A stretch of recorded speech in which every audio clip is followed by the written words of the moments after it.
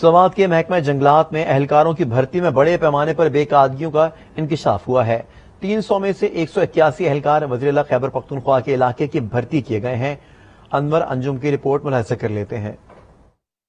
سوات محکمہ فارسٹ میں اہلکاروں کی بھرتی میں بڑے پیمانے پر بے قاعدگیوں کا انکشاف۔ 300 اہلکاروں کی بھرتی میں 181 سے زائد اہلکار صرف اپر سوات کے بھرتی کیے گئے ہیں۔ محکمہ فارسٹ نے بھرتیوں میں وزیر اعلیٰ خیبر پختونخوا محمود خان کا علاقہ خصوصی طور پر نوازا گیا ہے۔ 300 جو ویکینسیاں تھیں محکمہ فارسٹ میں، اس میں ہماری اطلاعات کے مطابق 181 جو ہے نا وہ سی ایم صاحب اپنے علاقے مٹا خریڑائی جو ان کا آبائی علاقہ ہے وہاں لے گئی، اور وہ تو آپ سب لوگوں کو پتا ہے کہ وہ مٹا خریڑے کا سی ایم ہے، وہ تو کے پی کے کا سی ایم نہیں ہے۔ 300 اہلکاروں کی بھرتی میں لوور سوات ڈویژن کی 64 جبکہ کالام ڈویژن کی صرف 28 اہلکار بھرتی ہوئی ہے۔ اہم دستاویزات آج نیوز نے حاصل کر لی، جس میں باقاعدہ میرٹ کو نظر انداز کیا گیا ہے۔ ڈی ایف او سوات اور پیٹرول اسکواڈ کی ایڈیشنل چارج پر براجمان شاہ حسین کا کہنا ہے کہ جب میں نے چارج سنبھالا تو ان بھرتیوں کی تمام کاغذی کارروائی مکمل ہو گئی تھی، میں نے صرف دستخط کیے ہیں۔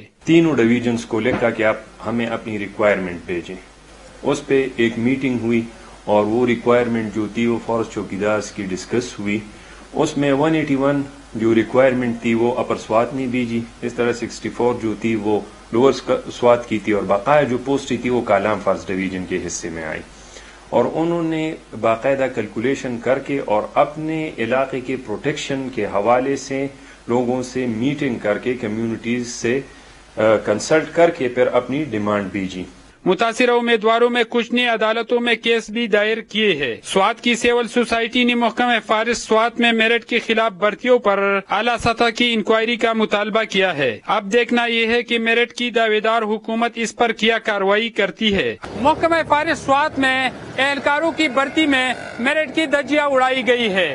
بھرتیوں میں خیبر پختونخوا کی وزیر اعلیٰ محمود خان کے علاقے پر نوازشات کی بارش کی گئی ہے۔ انور انجم، آج نیوز سوات۔